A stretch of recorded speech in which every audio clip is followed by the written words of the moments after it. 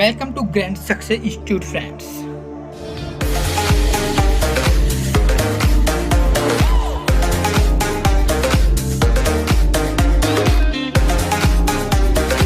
Friends, आज हम देखते हैं एक नई पाठ्य योजना जो कि विज्ञान विषय की है। तो पाठ्य योजना बनाते कैसे हैं? देखो, पाठ्य योजना आप चाहे बीएड, डीएड, डीएलएड, बीएलएड कुछ भी करिए तो आपको लेसन प्लान्स बनाने आने ही चाहिए। और आपको बता दें, बीएड फर्स्ट ईयर में तो ये एग्जाम्स में भी आते हैं, जो पेडागोजी के पेपर होते हैं उसमें एक लेसन प्लान बनाने के लिए जरूर आता है। तो 2 लेसन प्लान, एक लेसन प्लान दोनों में ही आता है। तो चलिए देखते हैं फिर पाठ्य योजना बनाते कैसे हैं। पाठ्य योजना बनाने के लिए सबसे पहले लेफ्ट साइड में दिनांक, डेट डालते हैं। बीच में 3 चीजें लिखते हैं हम, विषय, उपविषय और प्रकरण। तो विषय हमारा विज्ञान है, उपविषय भौतिक विज्ञान और प्रकरण है बल। फिर जो राइट कॉर्नर होता है उसमें हम कक्षा, कालांश और समयावधि लिखते हैं। जैसा कि आप देख पा रहे हैं, 9th कालांश प्रथम है, द्वितीय जो भी हो सकता है, और समयावधि कहीं कहीं 35 मिनट या 40 मिनट लगभग ही होती है। आगे बढ़ते हैं तो आता है शिक्षण केंद्र। शिक्षण केंद्र डीएवी इंटर कॉलेज उरई डला हुआ है। जो भी आप जहाँ पर इंटर्नशिप के लिए जाएं, आप वो अपना शिक्षण केंद्र डालेंगे। सामान्य उद्देश्य, देखिए सामान्य उद्देश्य के आगे लिखा हुआ है पूर्ववत। पूर्ववत का मतलब होता है पहले की तरह।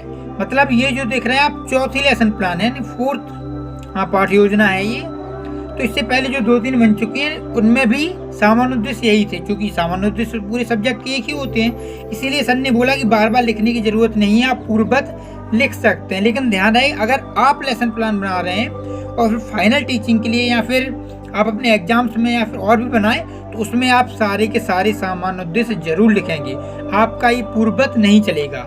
हाँ, लेकिन जब आप फाइल बनाते हो जिसमें आप 20-20 लेसन प्लान बना रहे हैं, तो उसमें शुरू के 4-5 लेसन प्लान में आप लिख दीजिए सामान्य उद्देश्य, और बाद में आप पूर्ववत लिख देते हैं। चलिए आगे बढ़ते हैं। तो जैसा कि आप देख पा रहे हैं, ये लगभग 9 से 10 सामान्य उद्देश्य लिखे हुए हैं। आपको पता ही है सामान्य उद्देश्य यानी पूरे के पूरे विज्ञान विषय को डिनोट करते हैं वो। तो आगे बढ़ते हैं तो फिर आते हैं विशिष्ट उद्देश्य। विशिष्ट उद्देश्य आप 3 से 4 लिखेंगे। जैसे लिखा हुआ है ज्ञानात्मक, तो विद्यार्थी बल को परिभाषित कर सकें, चूंकि ज्ञान से रिलेटेड है, देखना।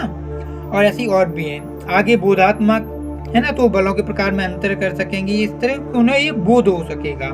फिर कौशलात्मक, कौशलात्मक में आप लिख दीजिए 2-3, है ना। इस तरीके से आपके काफी सारे ये बन जाते हैं विशिष्ट उद्देश्य। ध्यान रखो, विशिष्ट उद्देश्य जो होते हैं ये उस टॉपिक को लेकर बनाए जाते हैं, यानी कि ये सिर्फ और सिर्फ टॉपिक को ही डिनोट करते हैं। यानी अगर बल है तो सभी में आपको बल ही मिलेगा, बल से रिलेटेड ही चीजें मिलेंगी। आगे बढ़ते हैं तो फिर आता है पूर्व ज्ञान। देखो आपको दिख रहा है, पूर्व ज्ञान नहीं दिख रहा है, थोड़ा सा हम हाईलाइट कर देते हैं। ये लिखा हुआ है पूर्व ज्ञान।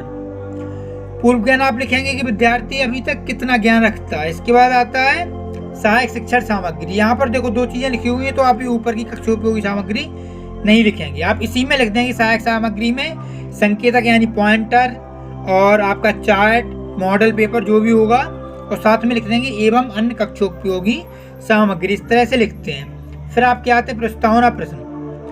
प्रस्तावना प्रश्न देखिए, पहला, सड़क पर खड़ी बस किस अवस्था में होगी? विरामावस्था। देखो यहाँ पर बस नहीं लिखा था, इसलिए ये ऊपर लिख दिया गया, आपको दिख रहा होगा। इसी तरह से हम एक दूसरे को कोरिलेट करके आगे बनाते जाते हैं। विरामावस्था, तो जो दूसरा प्रश्न होगा वो पहले उत्तर को लेकर बनाया जाएगा, ये बस ध्यान रखना है। और जो हमारा उद्देश्य कथन यानी हम जो पढ़ाना चाहते हैं वो लास्ट में क्वेश्चन होगा, जैसा कि आप ये देख पा रहे हो। आगे बढ़ते हैं, उद्देश्य कथन लिख जाता है। फिर आता है प्रस्तुतिकरण। यहाँ पर भी प्रस्तुतिकरण लिखना शायद भूल गए। प्रस्तुतिकरण यहाँ पर आप लिख दीजिए प्रस्तुतिकरण, ये लग गया प्रस्तुतिकरण। यहाँ पर आप लिख दीजिएगा। प्रस्तुतिकरण में 5 से 6 हम कॉलम बनाते हैं। पहला शिक्षण बिंदु, फिर व्यवहारिक उद्देश्य, छात्र अध्यापक क्रिया, विद्यार्थी क्रिया, शिक्षण विधि और श्यामपट्टकार। 1, 2, 3, 4, 5, 6, लगभग 6 कॉलम आपके बन जाते हैं। आगे बढ़ते हैं। जैसा आप देख पा रहे हो, शिक्षण बिंदु में बल की परिभाषा, व्यवहारिक उद्देश्य विद्यार्थियों को बल के बारे में जानकारी प्राप्त करना। फिर विकासात्मक आपके प्रश्न यहाँ पर आते हैं। ये ध्यान रखना, पहले विकासात्मक, जब विकासात्मक हो जाते हैं तो फिर हम बोधात्मक प्रश्न लिखते हैं। और फ्रेंड्स, आपसे एक छोटी सी रिक्वेस्ट जरूर है कि आपके जो सर्कल है, जो भी आपका फ्रेंड सर्कल है, यानी स्टडी रिलेटेड जितने भी ग्रुप्स, व्हाट्सएप, फेसबुक जो भी हैं, उनमें आप ये लेसन प्लान शेयर जरूर कीजिए, क्योंकि ये काफ़ी इंपॉर्टेंट है और सभी के लिए महत्वपूर्ण होने की वजह से सभी को इसकी आवश्यकता होगी। इसलिए सभी को आप जरूर शेयर कर दीजिए। कहते हैं कि विद्या एक ऐसी चीज़ होती है जितना आप शेयर करते हैं वो उतनी बढ़ती है। और आप ये मत सोचिएगा कि चलो हमें अच्छी चीज़ मिल गई तो किसी को शेयर ना करें, शेयर जरूर कीजिए फ्रेंड्स। आगे बढ़ते हैं। और हाँ, इसकी जो PDF है वो आपको इस वीडियो के डिस्क्रिप्शन में मिल जाएगी, तो वहाँ से आप लिंक पर क्लिक करके PDF भी डाउनलोड कर सकते हैं। तो आगे बढ़ते हैं। संतुलित बल असंतुलित बल इस तरीके से बनाया गया है, आप अच्छे से देख पा रहे हैं। और अगर किसी को कोई प्रॉब्लम होती है तो आप जरूर कमेंट बॉक्स में कमेंट कीजिए, हम उसका सॉल्यूशन जरूर करेंगे।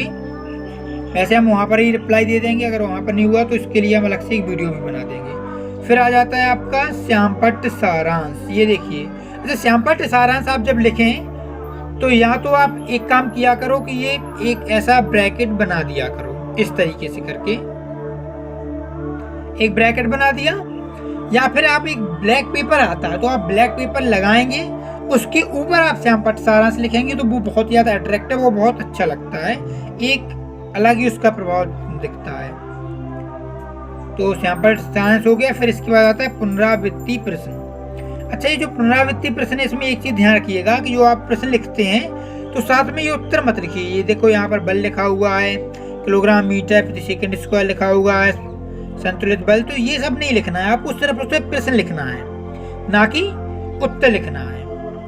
तो श्यामपट्ट आपके पुनरावृत्ति प्रश्न हो जाते हैं। फिर उसके बाद आता है फाइनल गृहकाल।